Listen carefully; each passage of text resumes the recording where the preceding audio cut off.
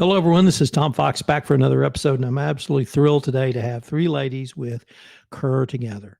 And they include Theresa Metcalf, Kathy Hagemeier, and Judy Eychner. Ladies, first of all, welcome. Thank you so much for coming down and visit with us today. Thank you for having us. Good to be here.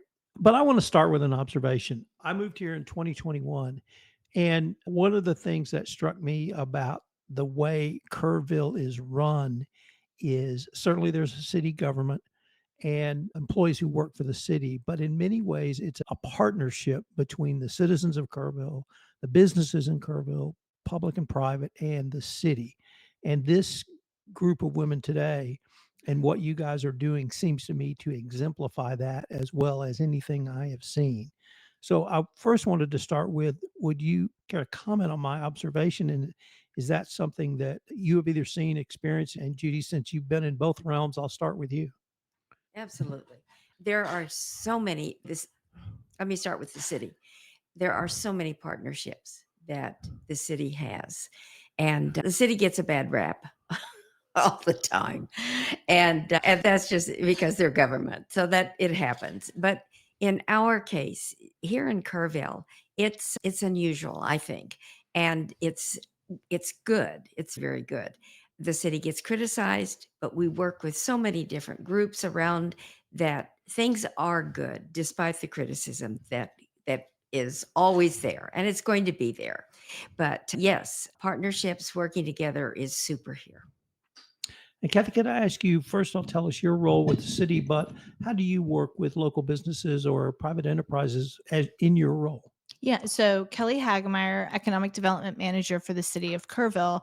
And my position in the way that it is now is fairly new. I actually moved into this position end of May 2025, so just this year. And so we had noticed, or the city administration had noticed, that there was definitely a gap in us in the government having a pulse of where small businesses were, who was coming in, who was struggling, and how important it was for us to have a better understanding of what was going on with our small businesses.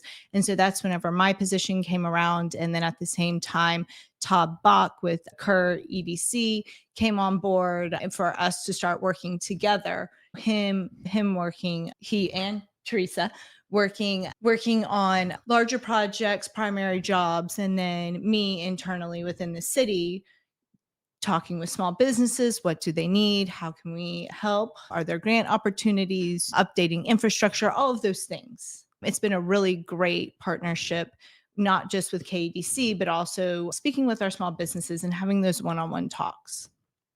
And Theresa, could you tell us your current position and what your job entails? Sure. So Theresa Metcalf, Kerr EDC, and I am the Deputy Director. And I would say that really Kerr EDC as an organization exemplifies the example that you gave. We are a now 11 member board, and we have both elected officials and city and county representatives, but we also pull together business representatives from the community, our local independent school district representatives. And so it really cultivates a great conversation and working collaboratively across the entire community to advance economic development. And then could I transition over to the role you three are helping lead in the economic recovery from the July 4th flood? And I'll just stick with you, Theresa. Oh, okay. So early on, as we were working through disaster response, it was brought to our attention that our community needed to form a long-term recovery group to address kind of the midterm to long-term tasks and things that we were going to have to do as we transition from the different phases of disaster. And so there was a group of us that had started meeting very early on after July 4th. It was a task force that Judy started bringing together, and I think it started with how many, Judy? 8 people at first. About that, Well, yes. I think 4 people at first and then 8 people. And Yeah, I say we then it kept went growing. to 15 and then it went to 30. And then at one point in time before we had our formalized board, I think we were up to 65 people on that invitation. Yes. So it was a process to get to where we are today. I think Judy should talk about what the board is now and kind of how we really formalize that. but it really was a community driven effort to bring a lot of voices to the table to work on a whole bunch of different things that were not only affected by the flood, but what we look at long term and how we approach this disaster and every other crisis or disaster moving forward. Judy, let's then transition over to you. What gap or need did you see, and how are you able to bring these people that are here today and the others who are on your board with you to help get us through this next period? Asking was all we needed to do, was to ask people.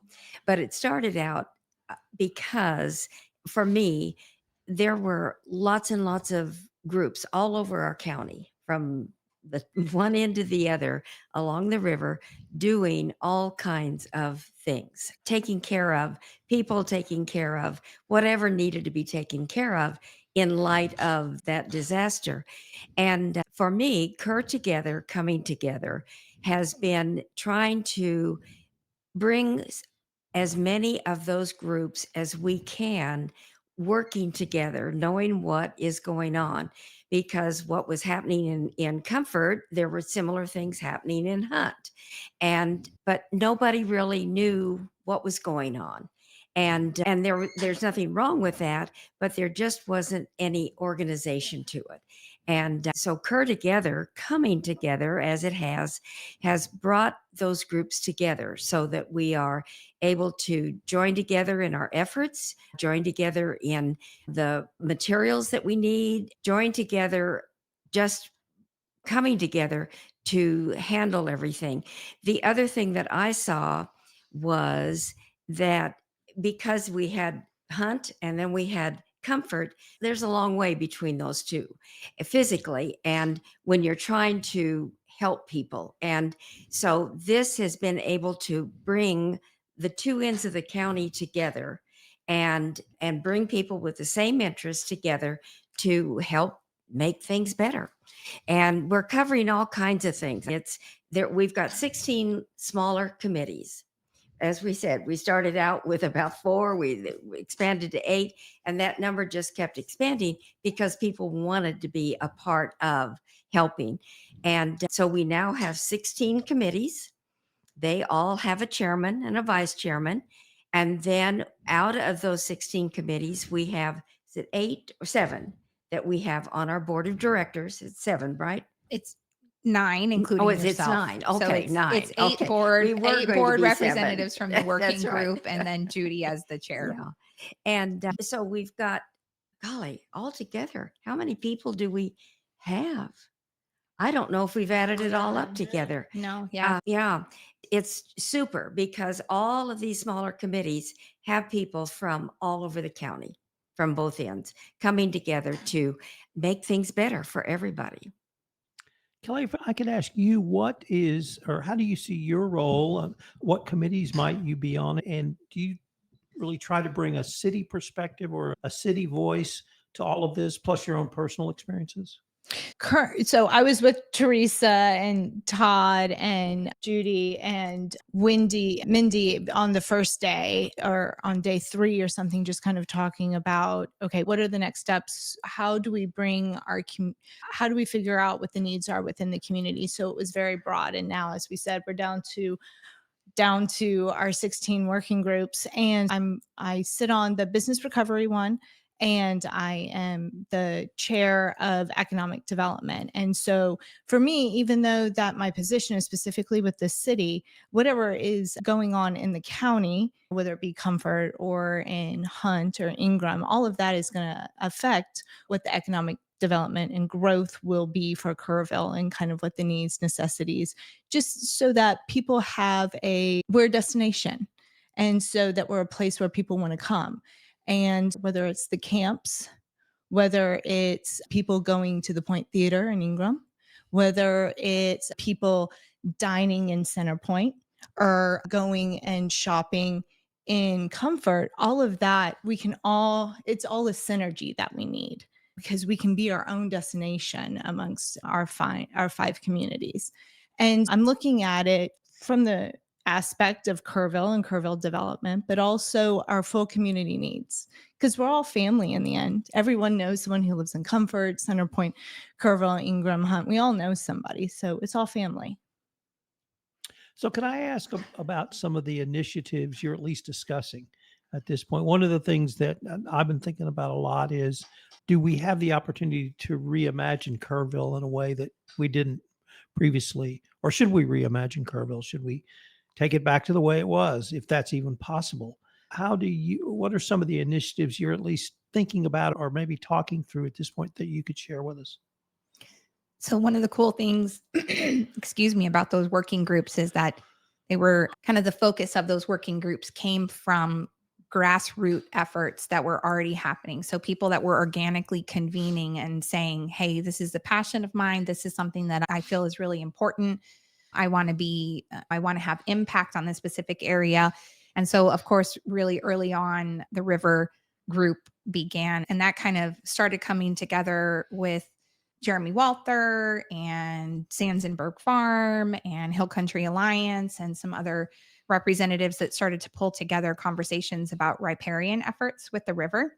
How do we be good stewards of the river? How do we ensure that we're not doing damage while we still have to work with debris management and debris removal? But what does it look like to focus on the river and to put forth that effort to repair it, but then also maybe reimagine specific aspects across the entire Guadalupe River? And so again, that group is an extremely large group from all across the Guadalupe River. They're doing some really incredible things. Out of that came another group that is focused on the flood warning system. But the river group specifically, we just had a meeting to talk about non-woody species seeding as an effort to prevent further erosion. We have a lot of just bare dirt. And so the effort of not only capturing the seeds, so going out and collecting seeds from the trees that were along that area to replant when it's planting season, but also planting additional seeds for very specific types of non-woody species to help again with the erosion and regrow that area. So that's just one of many conversations that are happening and one of many projects that will come to the board of directors and talk about what is needed to push those projects forward, where the collaboration comes in, how do we fund projects like this? So that's just one of many. But that was a pretty big one in one of the most recent conversations. Judy, what about where you see these conversations? Are we able to reimagine things in a way we couldn't, or is it something different? I think it's a little soon to begin to reimagine. I think we don't drive across a bridge, but we don't see what happened. And immediately we think back to what it was. And it's going to take a while before we really begin to do a lot of reimagining. Right now, we're still in the how do we rebuild? How do we get our businesses going again? And that's part of reimagining. But I think what you're referring to is maybe a little further out than that. But that's part of what these 16 committees are going to be doing. They're looking at what's going on right now. What do we need to do? And out of that will come some of that reimagining what our community, and there's different ways of looking at reimagining. It's the physical river, as it doesn't quite run like it did before. But then it's our businesses, making sure that they're open and people are utilizing those businesses again. And then it's all of our individual houses, all the people who lost their homes. How is that going to look? And that gets really complicated because we've got floodplain and flood lines and where we can build and how we can build and what we can build. That's a whole nother part. And that will come as we move down the road. That will become more apparent. But so yes, we are reimagining, but at the same time, we've got to take care of what's going on right now. And that's where our efforts really are. Kelly, if I could ask you, I saw multiple groups form starting on the morning of July 4th, literally in the afternoon of the 4th, the next day on the 5th, the next day on the 6th. And the group that we're here talking about today, sort of coalescing, how are you able to bring the passion that you had to this group that in a way that you can move it forward? First of all, I guess I'm trying to ask, how did you guys get so organized so quickly? Number one. And then two, what are some of the things you're passionate about now that you're really trying to help on? Oh gosh, that was, there's a lot of ways to answer that question. July 4th was one of those days where I think just the right people were in the right place at the right time. And my day started with helping with trying to organize the shelters and getting the camps in most need into a safe space and reunited with their parents. And from that just kind of came, personally, I just became like the random question person. Like anyone who had the most random question, they came to me and I just said, let me figure that out. And then we had conversations about, very quickly, we realized that people were trying to communicate with the Kerrville community to figure out how they could assist. So it actually, this effort really started with us just trying to organize volunteers. And then we realized that correct information was something that needed to get out very quickly. And we needed to have additional sources that weren't just from the city's Facebook page or from the county's Facebook page. We needed a community effort that kind of was that second layer of, yes, this is true information that you can trust. And we just needed to get that ball rolling. And Theresa at the time had said, during COVID, we had set up a website called Kerr Together, or it was called, I think, Kerrville Together. Kerrville Together. Kerrville Together. And we said, that sounds like the easiest path forward. Let's just get that back up and running and call it Kerr Together instead. Theresa can kind of tell you more about this. She and Ashley Bach, Todd Bach's daughter, they were amazing working on the back end of trying to organize people, running to get this website up and running. So it was pretty amazing. Yeah. So we had already started that website on the back end of things. And then when Judy hosted the first Kerr Together, then it was the Kerr Together task force. And they started talking about, okay, how do we centralize communication? We kind of just said, oh, here's another part of that communication and being able to work together.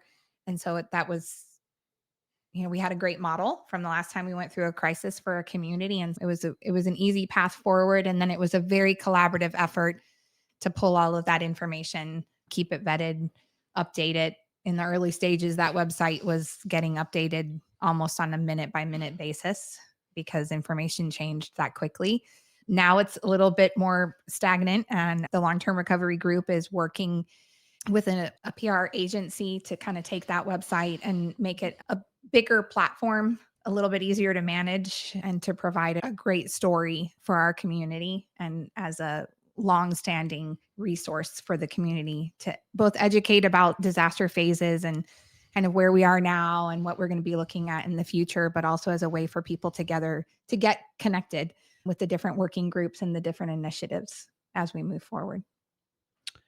Judy, I want to call upon you again because you have been both in private business and in the public service work. One of my observations has been, and you three are certainly within this observation, that everything you have done in your life before July 4th put you in this place to respond. And I've said that to several other people, and I'll say that to you all. But Judy, I want to specifically ask you about, as I mentioned, I came from Houston, and if there was a disaster, we had professionals in the city government who stepped up and took the lead. But here I saw just regular people stepping up to take the lead and regular people being a part of Kerr Together. And I was wondering if you could say a few words about really the resiliency of not simply the community of Kerrville, but the people seeing that it truly was a disaster. And I would call them a hero, but they were just also regular people. They were regular people doing the unimaginable. And it's been so beautiful to see. This community is absolutely outstanding, just outstanding. And you hear the stories you hear of people who would never have done anything in a normal way, reaching out to other people doing things that they would never imagine that they could do. And it's just been absolutely wonderful to see. I don't think you would see this in Houston and Dallas and big cities like that. And people do respond. They do respond when needed, but this community responds in ways that others would not have. Our first responders, absolutely wonderful, but just recently a conversation with one of the school bus drivers. They'd been called in. They were out there bringing people loads of school buses, dealing with all that those people who had been involved in the water, dealing with what they were feeling, but wanting to get them on the bus, bring them in, things that they would never, ever have expected to be doing. And the stories don't stop. They don't stop. And we are just in such a blessed and awesome community. Unfortunately, we are near the end of our time for this. So before we leave, I wanted to ask if any of our listeners wanted to find out more about Kerr Together or connect or volunteer or offer services or donations, what would be the best places or places for them to go? Kerr Together website is one. These gals will be available by phone. My cell phone number is out there everywhere now. Yes. And call the Kerr Economic Development Office. Kelly's at City Hall, and my cell phone's all over the world, so that's fine. But I think the website is probably one of the very, very first places to start. Is that kerrconnect.org? It's Kerr Together. Kerr Together. .com. Yes, .com. .com. kerrtogether.com. Yes, We'll put yes. that in the show notes. Yes, Thank you all for coming down, and I hope we can continue this conversation. we'd love to. Yep. Thank you for having us. Thank you. All right.